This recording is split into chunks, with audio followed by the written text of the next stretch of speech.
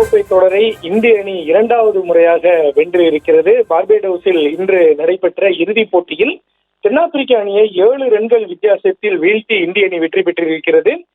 முதலில் பேட்டிங் செய்த இந்திய அணி 20 ஓவர்கள் முடிவில் 7 விக்கெட்டுகள் இழப்பிற்கு 176 ரன்கள் எடுத்திருந்தது.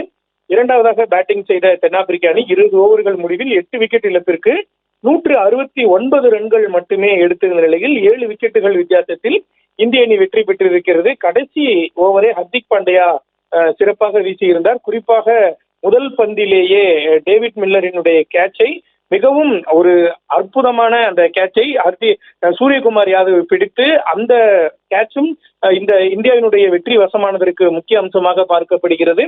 அதே போல இந்த தொடர் முழுவதுமே சிறப்பான ஆட்டத்தை வெளிப்படுத்தாத விராட் கோலி இன்றைய தினம் மிக சிறப்பாக ஆடியிருந்தார். அனைவரினுடைய பங்களிப்பின் மூலம் இந்திய அணி 2007ஆம் ஆண்டு, அதாவது முதல் முறையாக தென்னாப்பிரிக்காவில் நடைபெற்ற 20 ஓவர் உலகக்கோப்பை தொடரை இந்திய அணிதான் வென்றிருந்தது. அதன் பிறகு கிட்டத்தட்ட 17 ஆண்டுகள் கழித்து இன்றைய தினம் இந்திய அணி வெற்றி பெற்று இருக்கிறது. 2011ஆம் ஆண்டு தான் கடைசி முறையாக உலகக்கோப்பை தொடரை இந்திய அணி வென்றிருந்தது. கடந்த 12 மாதங்களில் ஐசிசி டெஸ்ட் சாம்பியன்ஷிப் மற்றும் 50 ஓவர் உலகக்கோப்பை என தொடர்ச்சியாக 2 ஐசிசி தொடர்களிலும் இறுதிப் போட்டிக்கு தகுதி பெற்று இந்திய அணி தோல்வியுற்றிருந்த நிலையில் இந்த முறை வெற்றி பெற்று இருக்கிறது.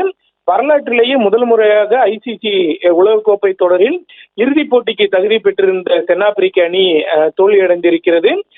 இந்திய அணிக்கு இந்த வெற்றி என்பது மிகவும் உற்சாகத்தை தரக்கூடிய வகையில் இந்திய அணி வீரர்களும் சரி, நாடு முழுவதும் ரசிகர்கள் இந்த வெற்றியை கொண்டாடி தீர்த்து வருகின்றனர்.